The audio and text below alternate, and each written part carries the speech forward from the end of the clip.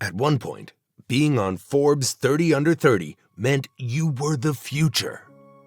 Now, it means you might be under investigation. Crypto kingpins, fake fintech founders, pharma villains. They weren't just on the list. They defined it. This isn't just a fall from grace. It's a full-blown collapse of credibility. And it all starts with the golden boy of fraud, Sam Bankman-Fried. He was the golden child of crypto, on magazine covers, shaking hands with presidents, donating to political campaigns like a Silicon Valley messiah. He wasn't just on the Forbes 30 Under 30 list, he was the list. Forbes called him the next Warren Buffett. But what they missed is that real investing isn't built on vibes and tokenomics. It's built on fundamentals, profits, cash flow, real value. SBF had none of that. What he had was charisma, chaos, and access to other people's money. FTX wasn't just a crypto exchange. It was a casino disguised as a bank, running on customer deposits and fantasy spreadsheets. He moved billions between FTX and his trading firm Alameda like monopoly money, pretending there was a firewall between them. There wasn't. And yet while regulators were asleep and journalists were hypnotized, Forbes handed him a crown. They didn't ask hard questions. They just loved the narrative. Young genius, MIT math brain, saving the world through crypto. But once the money vanished, $10 billion gone overnight, the myth collapsed. Turns out SBF didn't disrupt the financial system. He just recycled the same scam. Take the money, move it around, and pray no one asks where it went. The fall of Sam wasn't just personal, it was structural. He exposed how fragile trust is in speculative markets and how easily institutions confuse attention for legitimacy. Before SBF, there was Elizabeth Holmes, the original tech fraudster with a Steve Jobs cosplay addiction.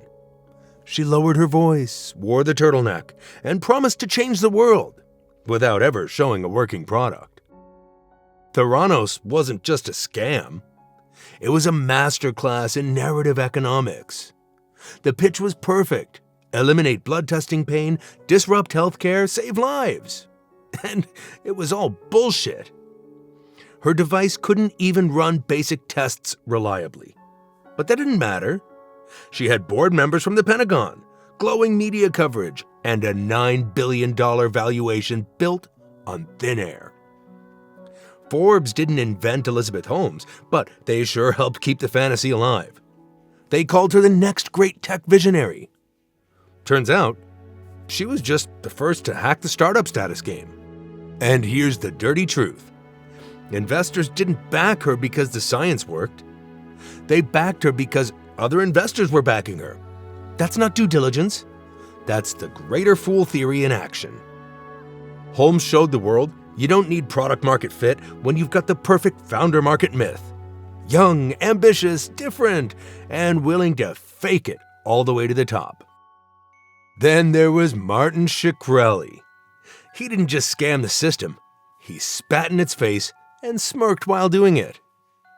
This is the guy who took a $13.50 pill and jacked it up to $750 overnight. At Forbes, they called him a visionary investor. He was the pharma bro before Twitter even knew what that meant, weaponizing outrage to boost his name. The more people hated him, the more valuable his brand became.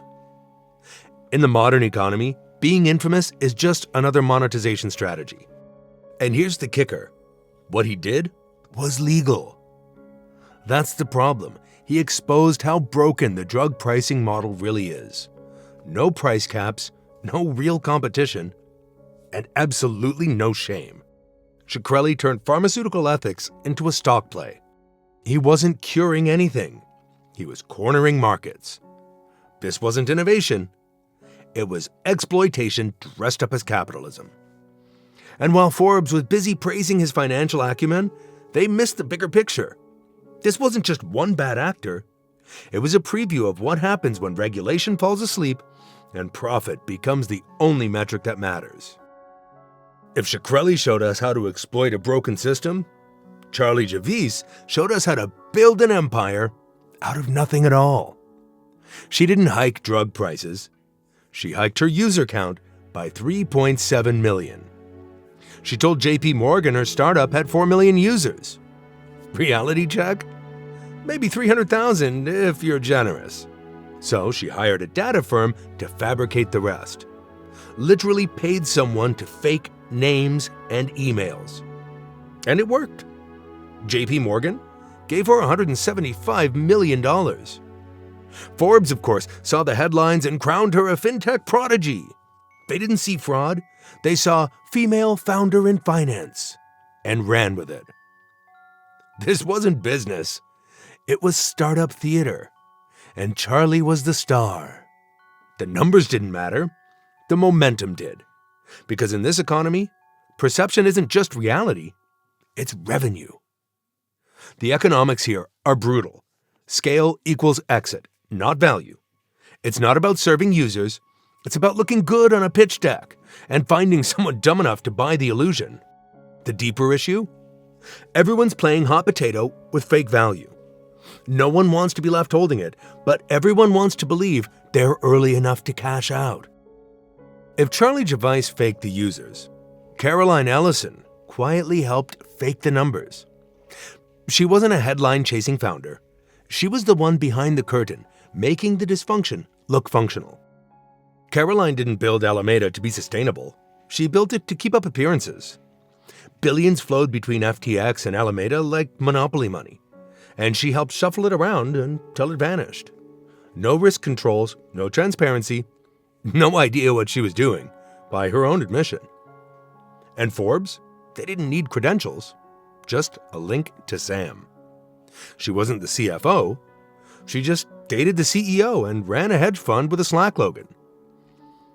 In a hype economy, that counts as leadership. Because in this world, optics matter more than outcomes. She looked the part, she said the right things, and nobody asked questions until it all imploded. Ellison wasn't the fraudster with a pitch deck. She was the quiet cosigner, the fraud's most essential accessory. And when the house of cards fell, she didn't just take the fall. She helped prove that fraud isn't flashy anymore. It's quiet. It's awkward. It's wearing glasses and blending in. Right until the trial. If Ellison was the quiet cosigner, Nate Paul was the overconfident illusionist, conjuring skyscrapers out of smoke and debt. He didn't just stretch the truth, he forged it. Literally. Fake bank statements, inflated asset values, and somehow he still kept getting funding. Paul built a billion-dollar empire on loans that never should have been approved. The lenders were blinded by buzzwords and marble floors. When you walk into a tower with your name on it, no one checks your spreadsheet. And Forbes, they saw rising valuations, growing square footage, and assumed he was the next real estate mogul. The due diligence was surface level, because the surface looked expensive. But here's the economic shell game. Real estate wealth can be faked with enough borrowed money and enough silence from those who benefit. Paul didn't need profits, just enough collateral-looking things to keep the loans flowing. It wasn't just fraud, it was performance art. And Forbes gave him a standing ovation. Because in a market that rewards scale over substance, Paul understood the assignment. Until the curtain dropped and the feds walked on stage. As for Joanna Smith Griffin, she didn't sell a scam. She sold a vibe. Her company, All Voices, promised personalized self-improvement through data and feedback.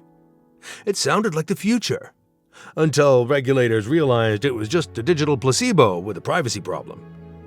The FTC accused her of misleading users, exaggerating outcomes, and collecting data under false pretenses.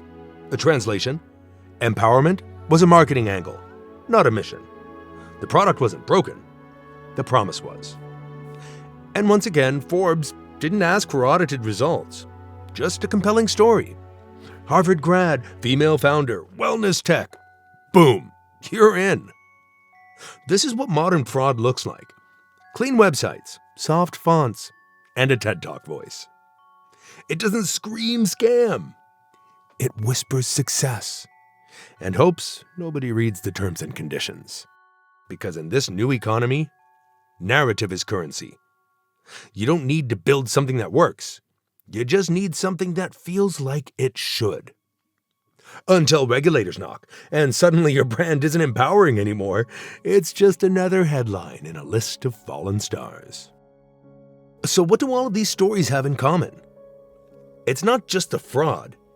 It's that none of them should have been surprising. Because Forbes didn't build a list of achievers. They built a stage for performers. And we kept clapping until the curtains collapsed. The 30 under 30 list wasn't a celebration of value. It was a heat map for hype. It rewarded momentum, not merit. Buzzwords, not business models. Charisma over character. And that's the real scam. Not that these people made the list, but that we believed making the list meant anything. We equated youth with innovation. We confused confidence for competence.